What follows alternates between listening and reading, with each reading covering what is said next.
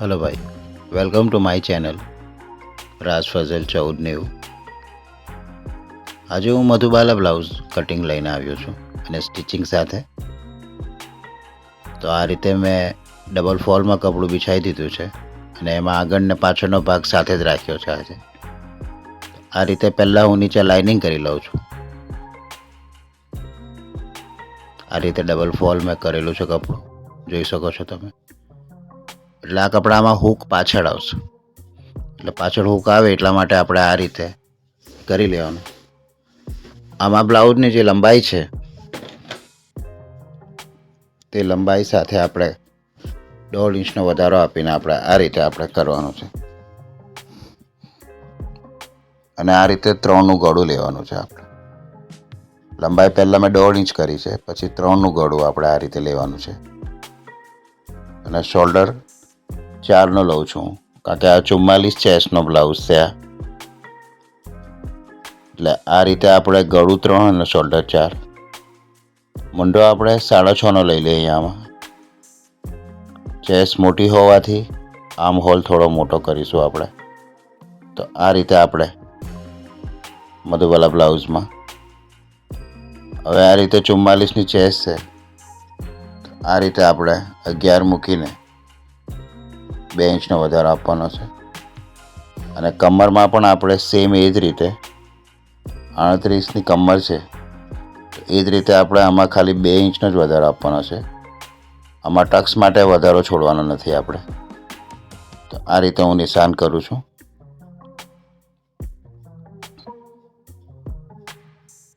તો આ રીતે હવે આર્મ હોલમાં આપણે 1 ઇંચ ઉપર લઈને આ રીતે આપણે રાઉન્ડ આપી દઈશું। તો આ રીતે મધુબાલા બ્લાઉઝમાં પહેલાં આપણે નોર્મલી આ રીતે કટિંગ કરી લેવાનું છે।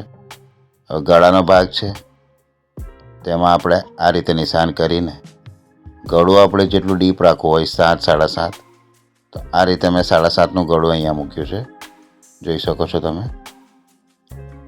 હવે અહીંયા આપણે આ રીતે ડ્રોઈંગ કરેલું છે મેં, તે તમે જોઈ શકો છો।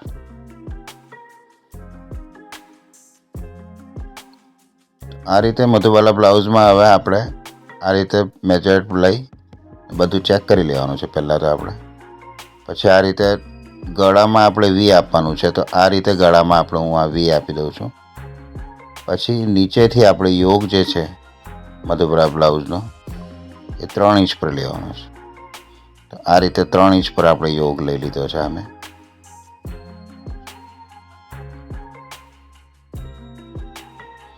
કારણ કે આમાં યોગ નહીં આવે, પણ યોગ માટે આપણે નિશાન કરીને મધુબાલા માટે કાપવાનું છે। તો આ રીતે નીચે 3 ઇંચ પર આપણે આ રીતે કાપી નાખ્યું છે મેં। હવે ઉપર જે આપણે મુંડો મૂક્યો છે 7.5નો, તેની જગ્યાએ 7 આપણે આવી જઈએ મધુબાલા બ્લાઉઝમાં। આ રીતે આપણે 7 લઈ લઈશું અને સ્ટ્રેટ લાઇનિંગ આપી દઈશું આ રીતે। પછી આપણે અહીંયાથી જે રીતે માટલા ગળું કાપતા હોય છે એ રીતે આપણે રાઉન્ડ શેપ આપવાનો છે। તો તમે જોઈ શકો છો આ રીતે મેં રાઉન્ડ શેપ આપી। આ રીતે મધુબાલા માટે આપણે હવે ઉપર આપણે હાર્ટ શેપમાં થોડો ઉપર આપણે 1.5 ઇંચ જેટલું આવવાનું છે। આ રીતે મેં મધુબાલા બ્લાઉઝ માટે આ શેપ આપી દીધો છે। તો હવે તમે જોઈ શકો છો આ રીતે મેં શેપ આપી દીધો છે।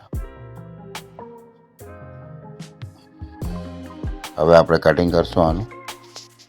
તો કટિંગ આપણે આ રીતે હવે કરવાનું છે।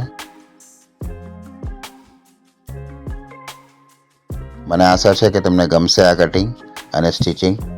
આજે હું બંને પાછો લઈને આવ્યો છું કે જેમાં તમને કટિંગ અને સ્ટિચિંગ બંને જોવા મળશે। એક સિમ્પલ અને સોબર થિયરી લઈને આવ્યો છું તમારી માટે કે જે તમારા માઇન્ડમાં ઉતારી શકું।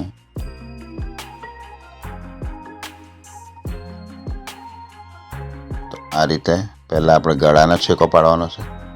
હવે આમાંથી આગળ અને પાછળ 2 ભાગ છે, એટલે એક ભાગ આપણે કાઢી લઈએ આ રીતે। હવે આગળના ભાગમાં આપણે આ તમે જોઈ શકો છો એ રીતે કટિંગ આપણે હવે કરવાનું છે। તો પહેલાં નીચેના ભાગમાં જે આપણે રાઉન્ડ શેપ આપ્યો છે એ જ રીતે અહીંયાથી પહેલાં આપણે કટિંગ કરી લઈશું આપણે।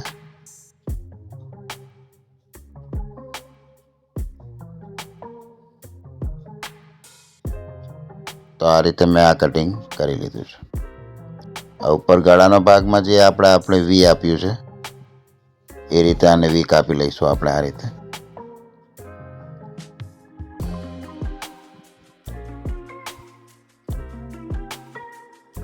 આ રીતે વી અમે રેડી કરી દીધું છે. હવે આપણે મધુબાલા બ્લાઉઝમાં જે વચ્ચેનો ભાગ છે એને જે કાઢ્યો છે એ ભાગને હવે અહીંયા મોટો સાઇઝ કરીશું આપણે, જે રીતે આપણે કટોરી બ્લાઉઝમાં કરીએ છીએ તે રીતે અહીંયા પણ તમે જોઈ શકો છો. આ રીતે મેં બિછાવી દીધું છે. હવે અહીંયા હું સ્ટ્રેટ લાઇનિંગ આપું છું ઉપરથી, અને બધી રીતે આ જ રીતે તમારે કપડું જે મેં બિછાવ્યું છે તે તમે જોઈ શકો છો.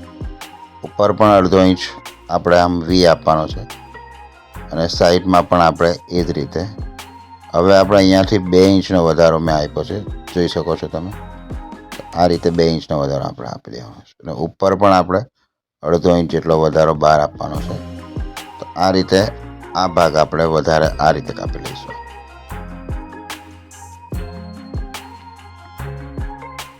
તો આ તમે જોઈ શકો છો. વચ્ચે હવે મિડલમાં આ ટક્સ લેવાનો છે, એટલે આ રીતે હવે ટક્સ લઈ લઈશું. આ રીતે પહેલાં હવે કાપી લઈશું. આ બ્લાઉઝમાં પેડ મૂકવાના છે કપ્સ, તો એ રીતે પેડ માટે ડબલ કપડું કરવું પડશે. આમાં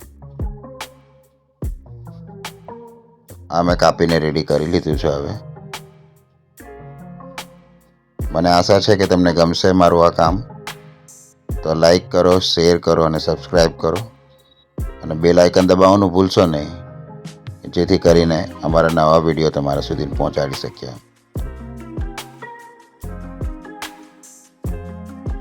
આ રીતે હવે મેં કાપડ પર મૂકી દીધું છે આને. તો આ રીતે જ તમે જોઈ શકો છો કે કાપડ પર આ રીતે કટિંગ થશે. આમાં આગળ અને પાછળનો બંને ભાગ મૂક્યા છે અમે. હવે આ સ્ટિચિંગ ચાલુ કરીશું. મને આશા છે કે તમને ગમશે. હવે તમે સ્ટિચિંગ જોઈ શકો છો. એમાં મારે તમને બોલીને સમજાવવાની જરૂર નથી, પ્રેક્ટિકલ તમે જોઈને કરી શકો છો. તમારો જોવા માટે ખૂબ ખૂબ આભાર. હવે તમે જોઈ શકો છો કે આને કઈ રીતે સીવવાનું છે. તો પહેલાં મેં સ્ટેપ કરી દીધું છે બધું. સ્ટેપ કર્યા પછી આ રીતે સીવવાનું છે. તો ગમે તો લાઈક કરો, શેર કરો અને સબસ્ક્રાઈબ કરો. બેલ આઇકન દબાવવાનું ભૂલશો નહીં. તમારો ખૂબ ખૂબ આભાર. Thank you very much.